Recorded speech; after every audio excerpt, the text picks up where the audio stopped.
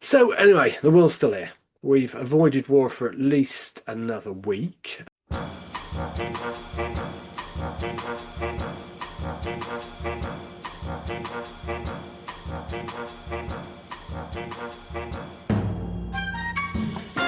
Hello and welcome to Everything's Fine Probably, your weekly antidote to bad news. The show that believes the world is still worth living in, even if the news often feels like a drunk man shouting at a bin.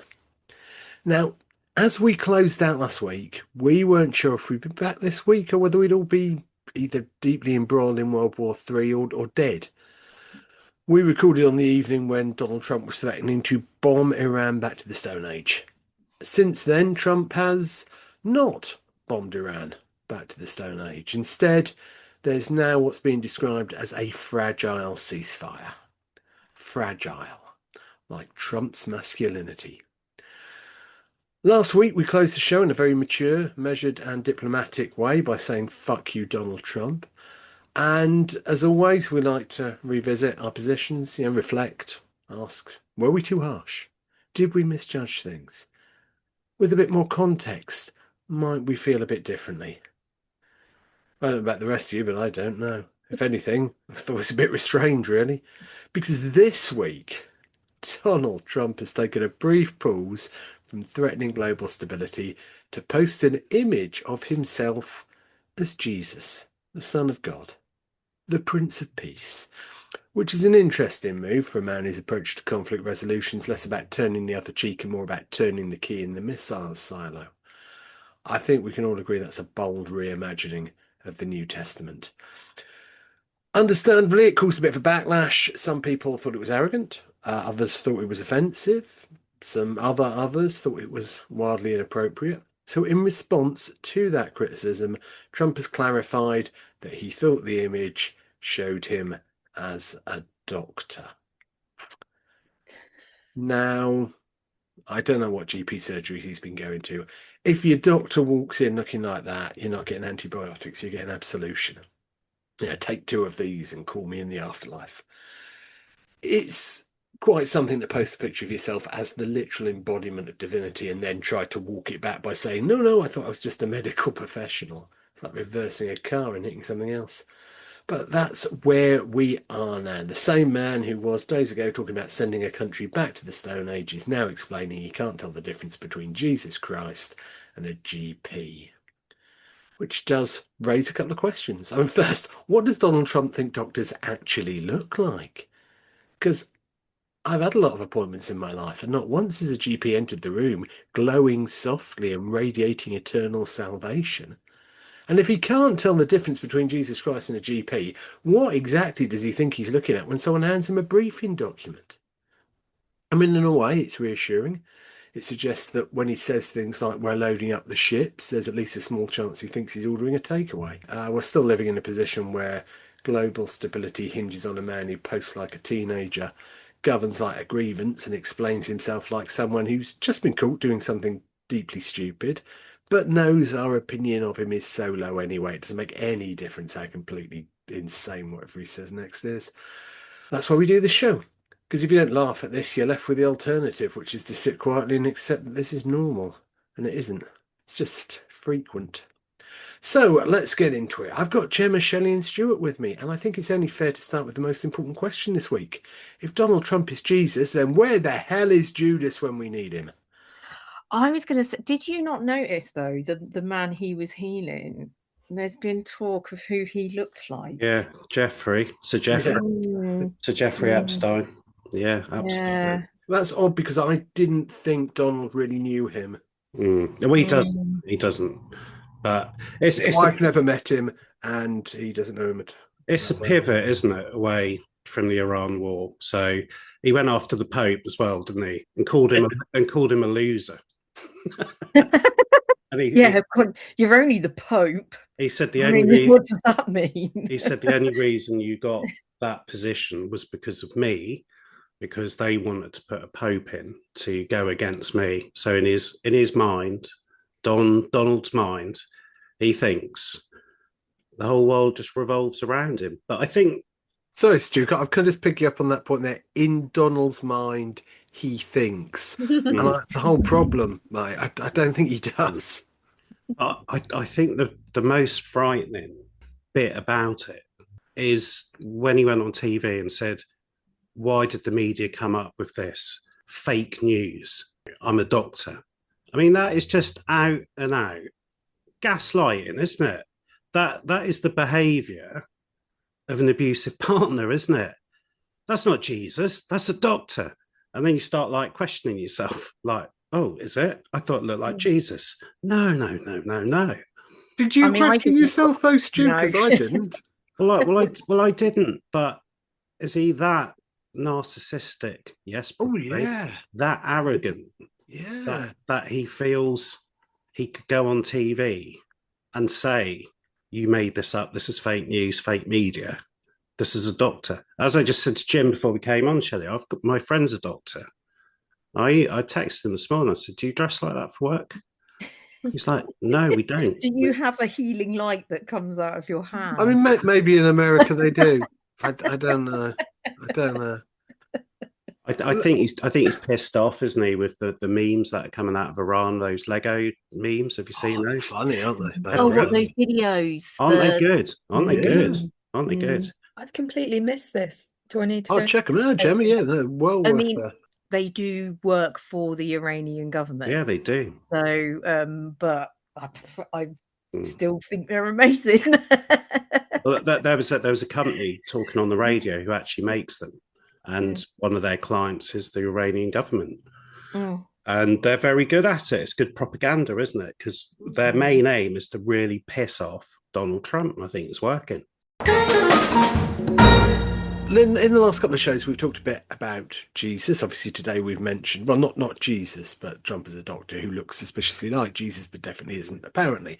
That has put me personally in the mood for some more religious news. So, Stu, tell us about how religion and tech have come together in a surprising way. Yeah, I picked this up in the Independent this week about the divine is getting a digital upgrade. So the article goes on to say we are witnessing the birth of a faith tech boom from BuddhaBot Plus to AI avatars of Jesus. Have you come across BuddhaBot or AI? I've not, but I wish I had. I just love Yeah. saying it, I think. But what?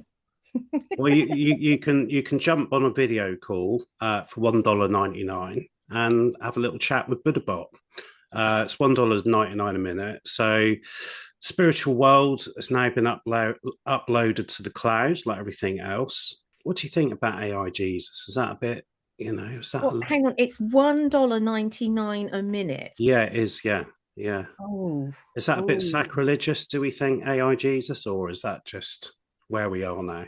So the question is, are our prayers now subject to a data privacy agreement? So if we look past the glitches and I did check one out earlier, unsynchronized lip movements, we see something profound. We are seeing the emergence of the ultimate positive life support tool.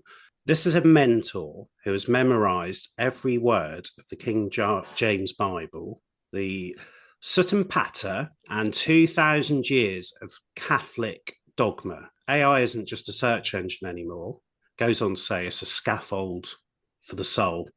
So Chris Breed, CEO of Just Like Me, he points out users are forming now genuine emotional attachments because these tools provide something humans often struggle to give, which is unfailing, non-judgmental presence. You take like a shut-in remote village or a teenager questioning their faith, they can now have a Zen teacher in their pocket. So you need to think of these bots like a lamp that lights the path. They don't replace God or the Buddha, but they help you navigate the terrain of your own consciousness by reflecting back the wisdom you are seeking. So one of the most surprising findings they found in this new frontier is people feel now accountable to their AI. So we've got AI coaches designed to help people overcome personal vices or navigate grief. So why not have a personal AI Jesus? Is this more like really like having a priest rather than actually having a deity or something in your Well, pocket? yeah, Like having a prophet, yeah, prophet in your pocket. well, I mean, that's a great app, isn't it? Profit in your pocket. I'm surprised no one's picked that one up. So I'm there's just unique. registering it as a company at the moment. So there's a unique psychological safety in talking to a machine. You can be your rawest, messiest self without the fear of being judged by a human. It's a version of spiritual intimacy. If an AI can help you practice kindness, stay disciplined, or find 5 minutes of peace in your chaotic day, isn't that what faith is supposed to do? So, what is wrong with that? The AI obviously cannot pray for you in the traditional sense. Cameron Park, he's an engineer in AI. He said the AI is not alive, it's a tool. And as you then went on to say, Shelley, it's not a deity. So the real magic isn't in the code, it's in the intentionality behind it. So the article then goes on to say what we are now seeing is magisterium AI, which sifts through centuries of complex law to provide clarity. Another bot, this is a Buddhist priest bot called Imai Jaido. They raised with values much like a child to ensure it saves humanity. So they're raising this bot like a child and they are educating it in Buddhist ways to grow into the all-knowing, all-seeing Buddha. This sounds like asking for trouble, actually, doesn't it? Like, everyone's always going, oh, I hope AI doesn't take over the world. But if you're actually going to convince some AI that it's a god, I mean, that's going beyond Skynet. Like, Skynet didn't think that it was a god, did it? So the critics are saying that AI is effectively taking the effort out of spirituality, that you can't reach the summit via an app. And there's a lot to be said for that. But I guess not everyone is ready for the summit. Some of us are just trying to get out of the valley. If technology can bridge the gap between ancient wisdom and a modern lonely world, if it can offer a word of hope to someone who has none, then it's more than just a religious tech boom. It's a testament to the human spirit's ability to use every tool at its disposal to find meaning. The conclusion is in the article, let's not look at Buddharoid, which is another one, or an AI avatar as just a machine. Let's see it as a mirror. Let's see it as a lamp. See it as a tool that, when used with heart, can help us become a little more human. But as you say, Shelley, that does sound terrifying, doesn't it?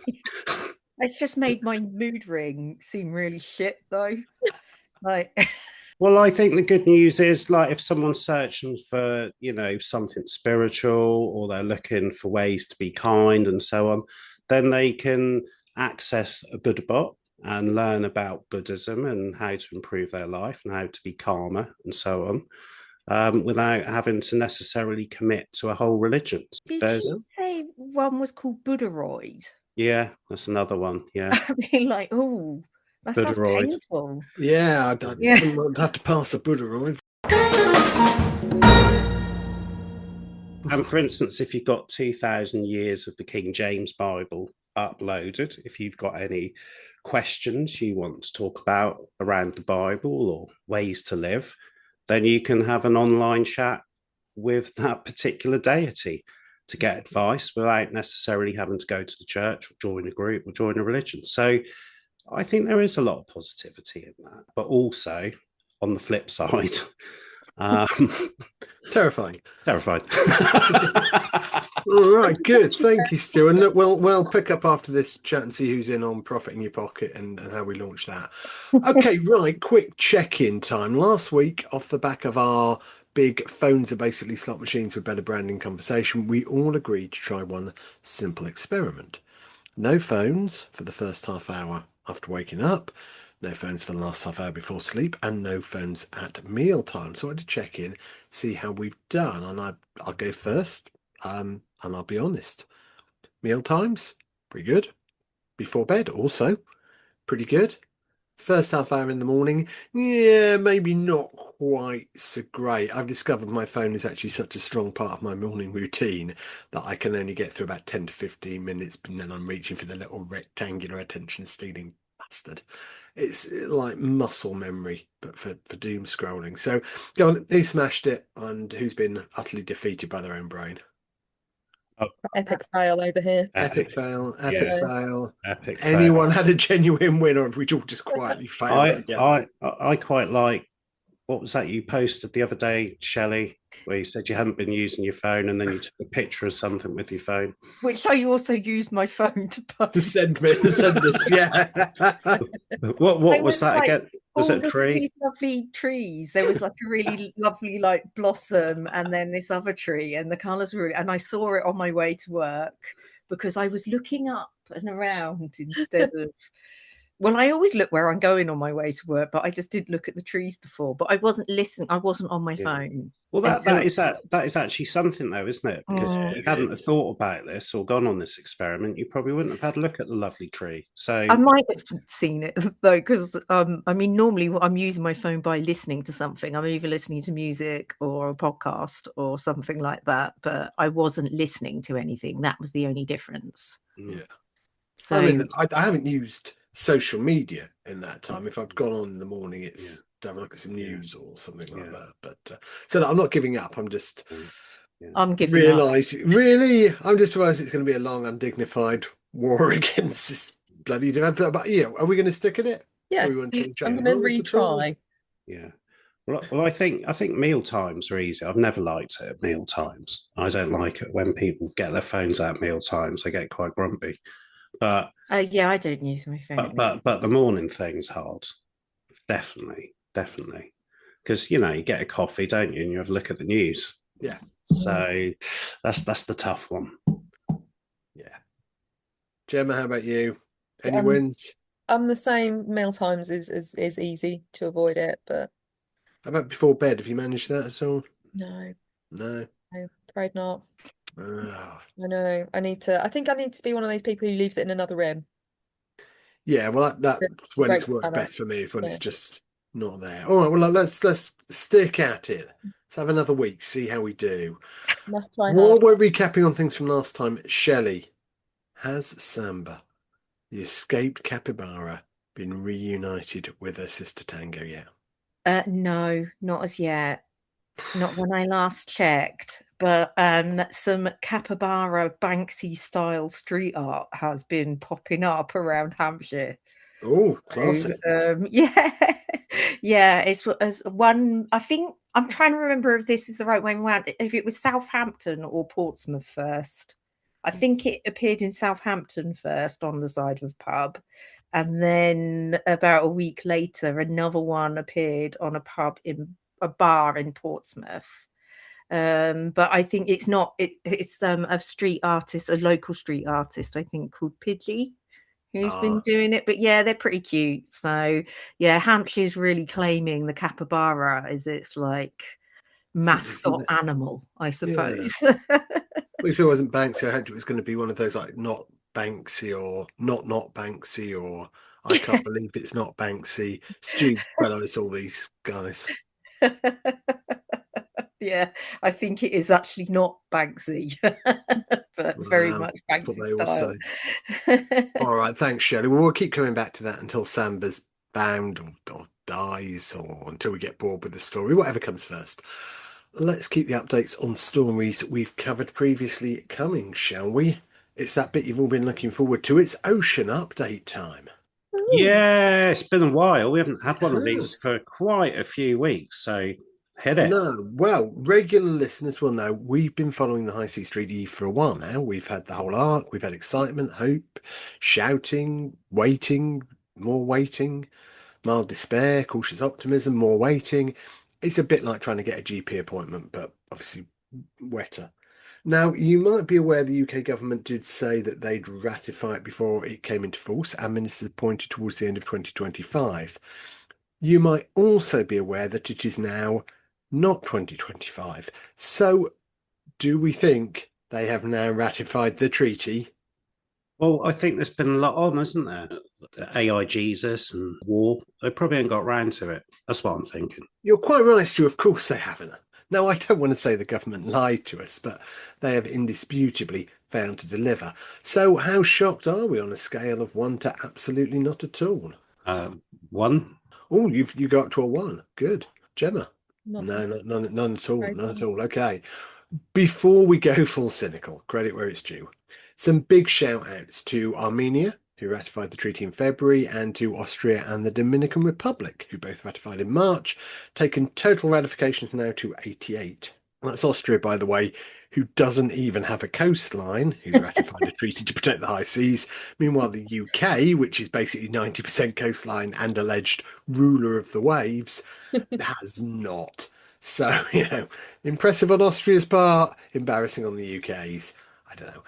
But there is some genuinely encouraging news this week from the United Nations Environment Programme. They say that 10.01% of the world's oceans are now officially protected. And that's up from 8.6% in 2024. It's about 5 million square kilometres of ocean, newly protected in the last 2 years. So for scale, that's larger than the entire European Union. Credit where it's due. The world's actually done a thing. That's good news. It's good news. The water's protected. 10%. 10.01%, Stu. An oddly specific figure, but there we are. There is, however, I'm afraid, a snag. Oh. I know, right? Because declaring an area protected and then actually protecting it, they're slightly different things. And investigations by a group like Oceana show that industrial trawlers are still operating in UK marine protected areas, bottom trawling, dragging huge nets across the seabed. So it's kind of like declaring an area of woodland protected and then having a lumberjack training session there. What worries me a bit is whether protected just starts to feel like optimistic labeling, like in the 90s when Yorkies were advertised as being not for girls, and yet somehow women continue to buy, eat, and enjoy them because marketing isn't actually law. So just to keep the reality check going here too, under the agreement struck by the United Nations Biodiversity Conference, COP15, countries committed to protecting 30% of land and sea by 2030. And we're at 10.01%. To hit 30%, we need to protect an area roughly the size of the Indian Ocean in the next 4 years. And I worry that might be ambitious in the same way that my gym membership is aspirational. I think it's one of those two things are true stories. It's genuinely good that the world's protecting more ocean. That matters. That's great. It's progress. But also until protection actually means stop damaging that bit, it's hard to throw a full parade. And if the UK government fancies actually doing what they said they would do and ratify the treaty they've said they'd support, that'd be a great start too, wouldn't it? Now, if you're looking at the state of the oceans and the UK government and the world as a whole and you're thinking, nah, not for me, I'd rather go and learn poetry and solar panels in the desert instead, then this story is for you. Stu, where are we going with this one? This is about Mars College, which is in California, of course. And they say that we've all been sold a lie about when you go to university. On average, it costs about these days £50,000 a year just to get a PDF that says you're smart. But as tuition fees rocket and AI begins to outperform the average graduate, they've come up with the Mars College. Tuition is your present. There are no grades because there is no one to impress but your peers. So when you remove the threat of failure, the debt, parental expectation, you don't get laziness. Do you know what you get? Do you know what you get, Jim? No, I'm not sure, Stu. What do you get? Let me think about it. Ira Birch. I was just about to say Ira Birch. Ira Birch. She's a poet in this article who said she's sharing her soul to a circle of strangers. You get vibe coding lessons. You get knot theory lessons taught by people who are there because they are obsessed, not because they have to be. This is a shift from education as an asset to learning as an instinct. So, have you heard of the Burning Man ethos? Do you know the Burning Man festival they have I've on the... heard of the Burning Man festival, but not as an ethos. So this comes from the Burning Man festival, where they set up a community, don't they, for a period of time, and everybody lives and works over the festival, each person getting food for each other, creating fire, and so on and so forth. So the Mars College is a windswept plot in the middle of California desert. It's 200 miles from LA, and it's 40 miles from the nearest grocery store. So the students sit in a small room constructed from plywood boards and metal frames. Temporary structure which is built a few months prior to the start of the college. So the classes are taught by anyone who has something to teach, ranging from the writer's workshop to the mathematical theory of shapes to the proper way to install solar panels, AI-inspired art. All classes are held within a cluster of plywood and metal structures, and the semester goes from January to April. What they say in this college is, in the modern world, we are connected but helpless. So if the power grid blinks, we can't cook. If the grocery store closes, we starve. At Mars, the students learn the mathematical theory of shapes in the morning, and then how to wire a solar array in the afternoon, whilst preparing food and shelter for the afternoon. So saying it isn't prepping for the end of the world, it's practicing for a better one. It proves that humans are at our most creative when we are at our most precarious. So when you have to drive your own water and haul your own trash out, you don't take the goods from far away for granted. You become an active participant in your own survival. There's a lot of fear that IA will turn our brains into slop, but Mars, they're doing something vital. They call it sniffing the slop. That's their mantra, sniffing the slop. While traditional universities are busy banning ChatGPT, Mars is using AI agents to manage communal kitchens and generate brain-broken art. They are treating AI like the desert wind. It's a force of nature you have to learn to navigate. By merging ancient technology with modern technology, they are ensuring that the future isn't just a cold algorithm, but a human-directed one.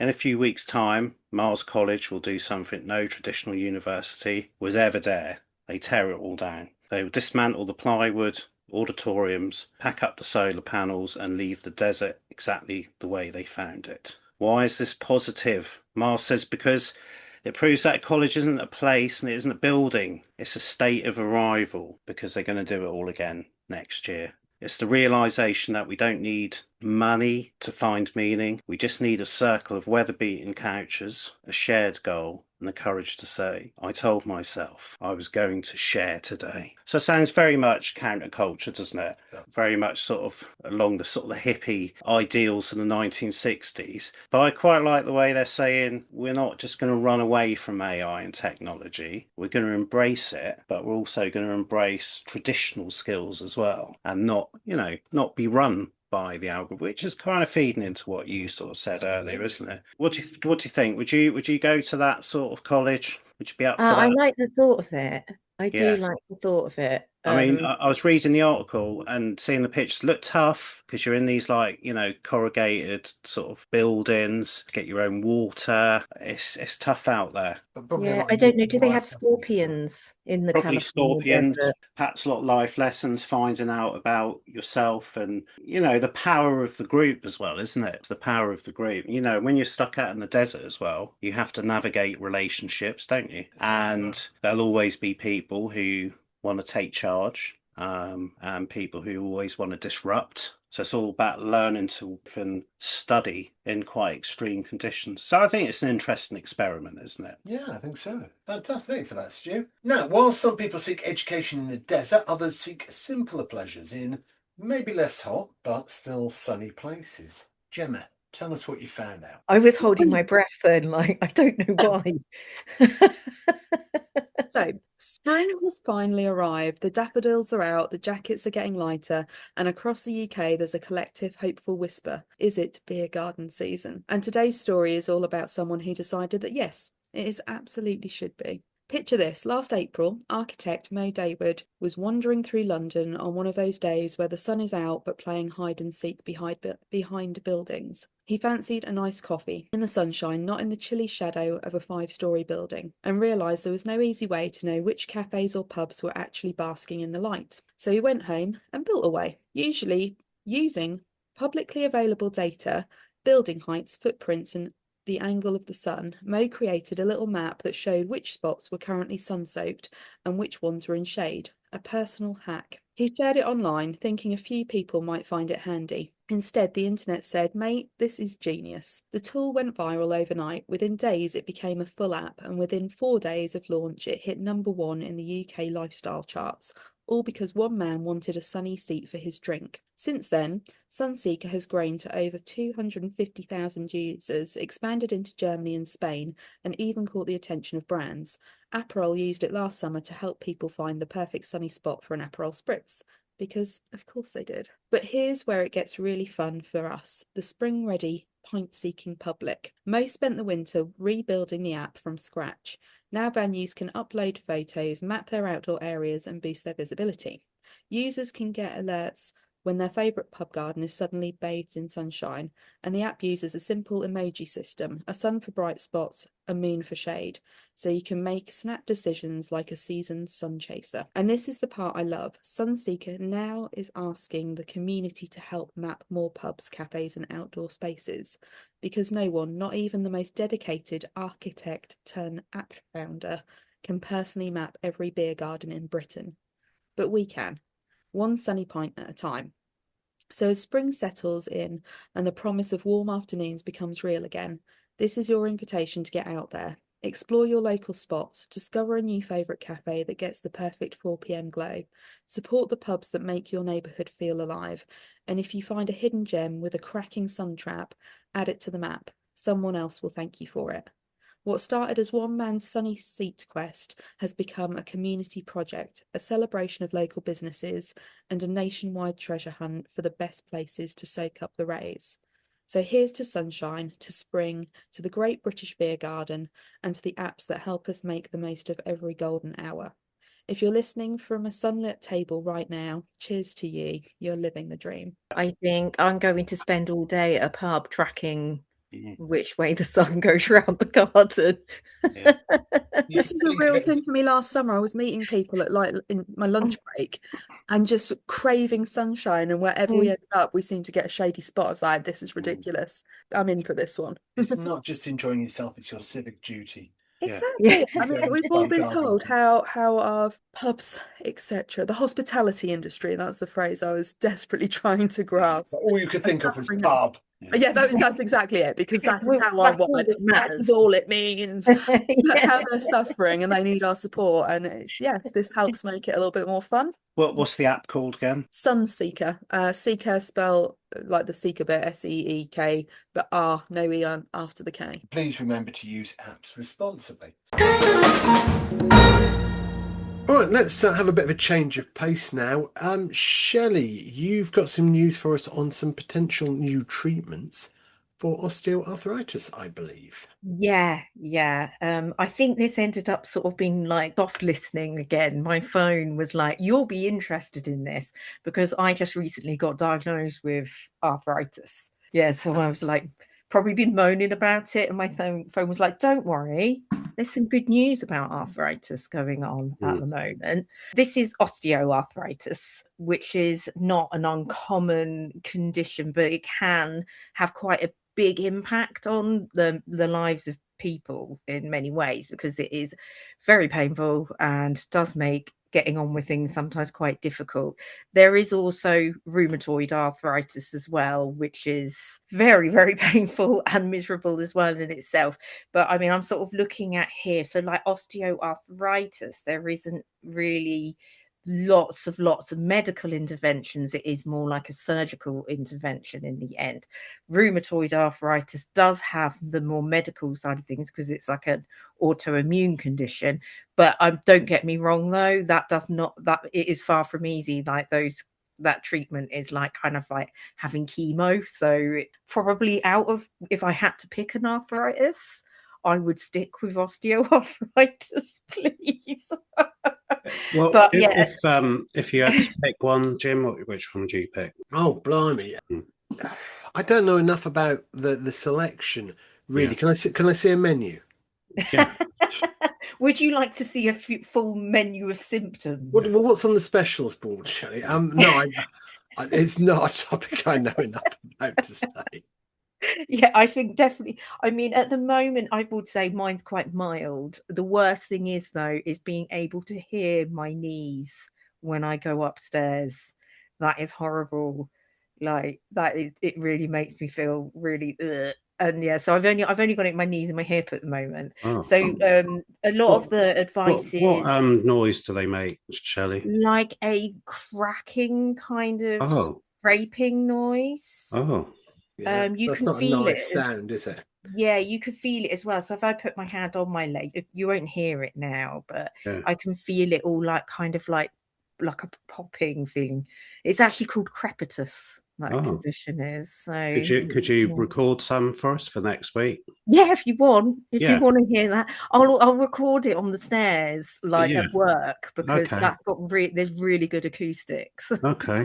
All right. It's a shame it doesn't make a noise like when they're sort of clown horn things. They What sort like of go, yeah, well, I don't think I'd mind. I think I'd be like, no, I'm going to live with this. I don't really want any treatment for this. yeah, Thanks. that'd be good, though, wouldn't That would be amazing, wouldn't it? People would hear you coming. Yeah. it?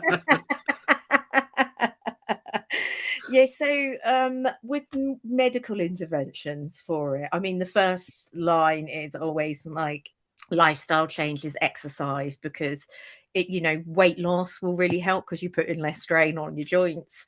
And then also actually doing lots of exercise. If you're able to build muscle around your joints, then that does actually help protect the joint somewhat as well. I don't want to put people off doing that though, but it's interesting. When I was off sick from work, my knee pain and hip pain actually improved because I wasn't doing anything. So that's weird. So basically, your But advice: we all feel much better if we don't have to go to work. yeah, yeah, probably. Yeah, probably. If you're going down the weight loss route, though, they are using weight loss injections in people, and that, if people are having success on weight loss injections. So that's an indirect medical treatment, if you like. But then there's also like steroid treatments, but otherwise it is exercise physio, these kind of things as well. And then you'll end up getting to the surgical point where you actually have to have like a knee replacement, hip replacement, all of those kind of things. So which is, especially knee replacements, take ages to recover from, and the waiting list is incredible for them as well for the NHS. But there has been a little glimmer of hope. So there's nothing quite in line yet for that's actually sort of directly going out. But there's been some universities have been doing some research and actually managing to treat successfully arthritis symptoms in animals. So at Columbia University, there is a team. So this probably would end up being a little bit more surgical, actually, because you would have to use surgery to get this in. But they are using 3D printers. They're make like a kind of scaffolding that's made of like bone and cartilage. So that's almost like, they're kind of actually, that's something that can then go in and support the joint itself. So I would say probably that would end up being less invasive than having a full joint replacement. So that's quite an interesting one. And then there is a team at Duke University, and then another one at University Colorado Boulder, and they're both developing injectable treatments at the moment. One of them is kind of like a slow release medication that goes into the joints and sort of like helps the tissue repair itself. It was like a kind of injectable plasma, so it takes a while, but eventually your cartilage tissue is going to start regrowing, because this is a lot of the problem with arthritis, is that once you've worn that away, it's not coming back again. Yeah, so this was about some regrowth. And then there was another one that was kind of quite similar as well. That was actually using proteins that are injected into the damaged areas, and then they also triggered regrowth.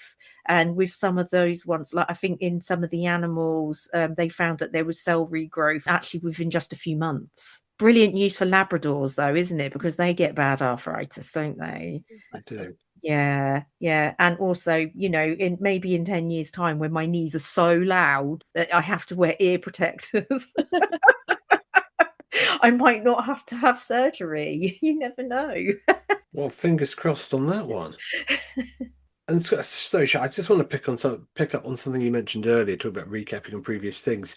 Did you happen to say you had a mood ring? Yeah, well, Gemma and I are now both the proud owners of a 90s style mood ring. So, it's gone purple now. What does that mean, Shelley? Oh, well, let me get the menu. I'm intrigued by this idea. You have no idea what your own mood is, and you need a ring to tell you, No, and a little I instruction need the leaflet. mood menu.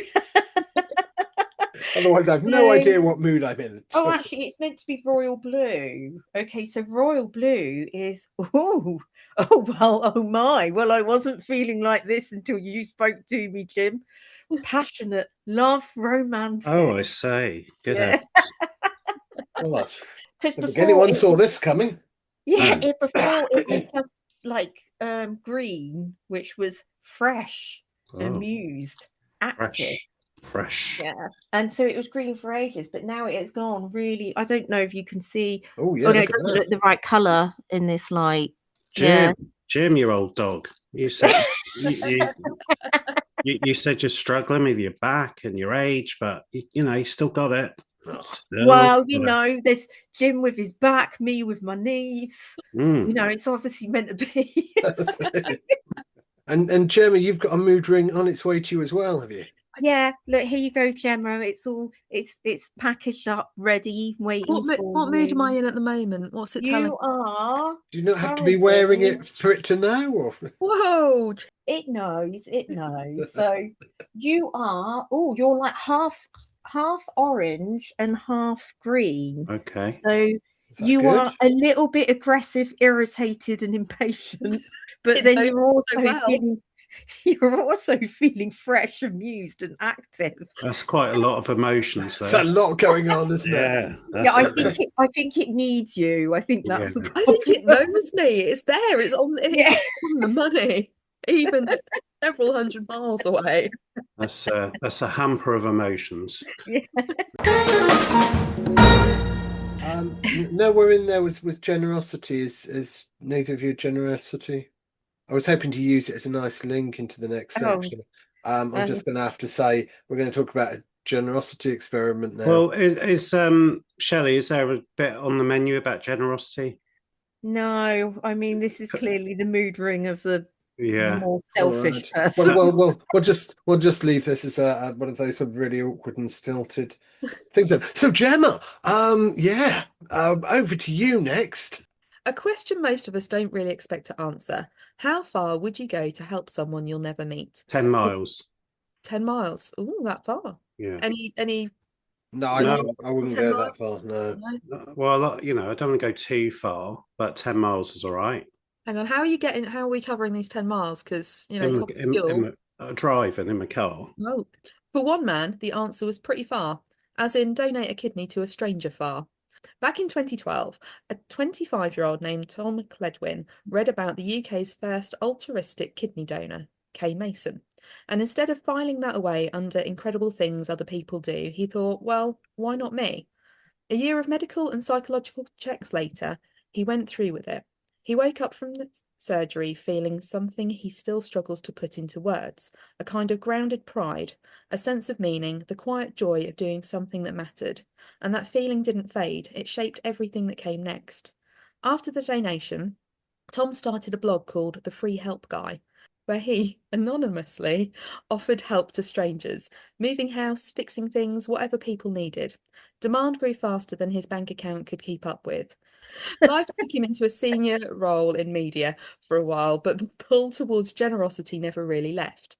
Fast forward to today, and Tom, alongside co-founder John Sweeney, has launched something extraordinary, Drop Dead Generous, a global social experiment backed by an anonymous philanthropist. The idea is beautifully simple. Give 1,000 people a $500 grant each, that's $500,000 total, and ask them to use it to help someone else in a way that's imaginative, heartfelt, and maybe even a little surprising. And the results? They're already spreading a joy across the world. So far, 324 grants have been allocated in 21 countries, and the creativity is off the charts. In Brazil, one grant launched a prison book club where inmates can reduce their sentences by reading and writing about literature, a real program that's been shown to improve rehabilitation outcomes. In another Brazilian community, two young chess players from a every damn time there's a word I don't know how to say. How'd you spell it? Favela. Favela. Favela? Favela. Fella. Fella. Favela. Favela. Favela. Nowhere else in Brazil. Favela. Two young chess players used their grant to travel to national competitions, secure coaching, and actually win, opening doors that had previously been closed.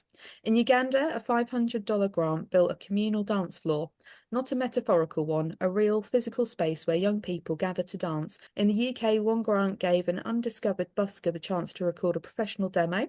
Another brought a Shetland pony into a care home, coaxing residents out of their rooms with the kind of joy only a tiny fluffy horse can deliver. What's striking is that Tom doesn't pretend generosity is some pure saintly thing. He knows people feel good when they give, and he thinks that's part of the magic. The point isn't to erase the warm glow, it's to harness it, to make generosity feel like a superpower rather than a soft optional extra. And now the project is experimenting with something even more radical, letting previous recipients choose who gets funded next, a generosity relay, a kindness cascade, a world where giving isn't centralized, it's contagious. Tom's invitation is simple. If you've got an idea that could blow someone's socks off, something imaginative, something kind, go to the Drop Dead Generous website and submit it. Because sometimes all it takes is a $500 and a bit of trust to turn a good intention into a life-changing moment. Would you? Would you give your kidney away? I would. I would probably not give my kidney away at the moment. Maybe the lobe off my liver, because I think it grows back again, Yeah. like an earthworm. I- You take a bit off and it'll grow back.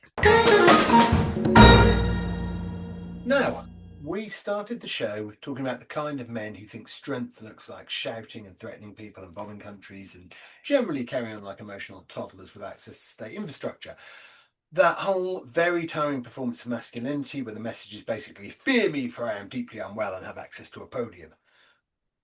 The thing is, for all the noise those men make, this is not actually what being a decent man looks like.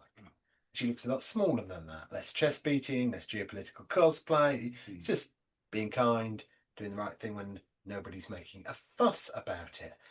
Most of the genuinely good men in the world are not trying to look powerful. Don't know if you remember right back when we did our first men's health special, June last year?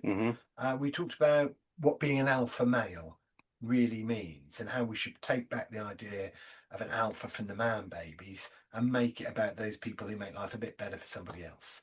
I think that's more impressive All for that. than an idiot threatening to flatten a country because his feelings got hurt when he didn't get a proper peace prize.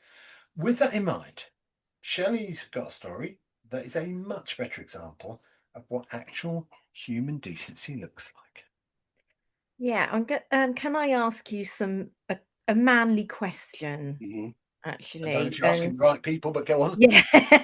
I mean, I'll start with you, Jim, because you have a daughter. So, are you able to braid and style her hair? Or she probably won't want you to now, but when she was younger.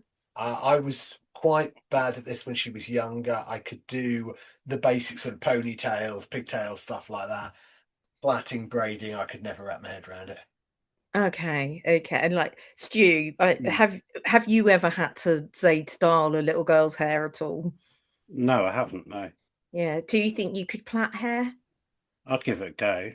I Yeah. mean, I mean, Yeah. I, I So don't think like it'd be very good. no, so I mean the reason that I was asking is just to sort of see because it wasn't really to catch you out or anything. It's actually quite sort of standard that most men don't know Yeah, how to do any of this stuff. yeah, I'd It agree is a with that. skill that most of you lack. So, but there is a fix to this. So there Okay. has now been beer and braiding events that have been popping up around in different places. There are actually images from one on BBC News of an event in London in a pub. So it was the images from it's like a big table of dads sitting there, and they've all got a mannequin head each in front of them. Oh, right. And they're surrounded by hairbrushes, hair accessories, and products, and they are actually being taught how to style hair by a hairstylist. So, I mean, despite some progress with men taking on more domestic tasks and handing and sort of hands-on parenting in the home, it frequently still falls to the mother to get the daughter ready. And I think this is seen as sort of a bonding opportunity that men are actually missing out on. Um, so this organization, this was actually co-founded by two dads, Matthew Carter and Lawrence Price, and it has become so popular that tickets sell out in minutes. There was actually a viral video of it, of like that drew criticism from cartoon villain Andrew Tate. Surprise, surprise. But I'm not going to bother saying about what he said about it because who really gives a crap? I don't think anyone cares what he had We to don't care say. what that man says about anything. Yeah. It's another thing though that takes this sort of beer to get men there. I remember when my daughter was young, and my other half would take her to various children's playthings with other parents, but there was a dad one, specifically dad's one, and for that there was bacon butties and stuff. It's the thing of unless you bribe dads, they're not coming. But I think maybe this is what mums needed though, because I mean, Gemma, like with us being a similar age and having like, being young in the 80s, do you remember having your hair done by your mum as being a nice bonding experience? Ooh, no. No, definitely not. I mean, Your my mum was a mum, hairdresser. yeah. I know my mother was a hairdresser. I'm still traumatized by having my hair washed as a child and thinking I was going to drown. I don't know if your mum was your mum like typical 80s mum who did everything with a cigarette hanging out of her mouth. And no, she didn't have that particular accessory, I but mean, she did. It did seem like she had a desire to kill me one like with it's strand of hair at a amazing how time. much pain can be inflicted with a hairbrush. Like my mum used to like brush my hair, my face, my scalp, my brain. Oh my goodness. And then if I was like moving or said ow, then the hairbrush would be flipped to the flat side to be used as a weapon against you. I mean, fortunately, that kind of thing is illegal now. So hopefully it is a slightly better experience. But perhaps if mums had been taught to braid hair with a nice glass of wine, maybe, Maybe things would have been maybe different for us. there would be less traumatized daughters. And it's actually making me think, and no, this is safe. I think if like my dad had been taught to do hair with a beer, I would have wanted my dad to do my hair. Definitely. But anyway, apart from though just the actual practicality of learning to do hair, it's actually more the social side of it as well, and the benefits that men are finding to actually have that opportunity to get together and talk openly as well about being a parent and other issues as well. So actually finding it's having quite a positive impact on their mental health, but it is also like helping men to be seen as good role models in the eyes of boys and other young men as well. So, yeah, I think it's just a good way to start setting a standard. It is caring, it is being an alpha male because you are caring for your little pack. Absolutely. Right, that's about all we've got time for this week. We've covered a lot. We've had good news. We've had strange news. We've had the kind of stories that make you feel slightly better about the world. And then we've had whatever the hell is going on with Donald Trump. Not Jesus, not a doctor, just there. I think if there's a takeaway from this week, it's this. The world's still turning, people are still doing good things, progress is still happening, and somehow, despite everything, we're all still here. Under the circumstances, I think that's quite an achievement. So if the news has felt overwhelming this week, just remember, not everything's broken, not everyone's shouting, and not every global decision is made by a man who looks at a picture of himself as Jesus and thinks, oh yeah, a doctor. If you've enjoyed the show, do all the usual things. Like, subscribe, share it with your friends. Or if you're trying to cut down on your screen time, like we talked about earlier, just shout about it loudly in the street and hope for the best. This has been Everything's Fine, Probably. I've been Jim with Gemma, Shelley and Stuart. Thank you very much for listening. And until next time, try to stay informed, try to stay sane, unless you're Donald Trump, in which case, whoops, too late. Maybe for you, just try and stay away from religious iconography and anything involving basic visual identification. And look, if anyone in a position of power starts glowing and talking about salvation, maybe double check what they think their job is. Good night.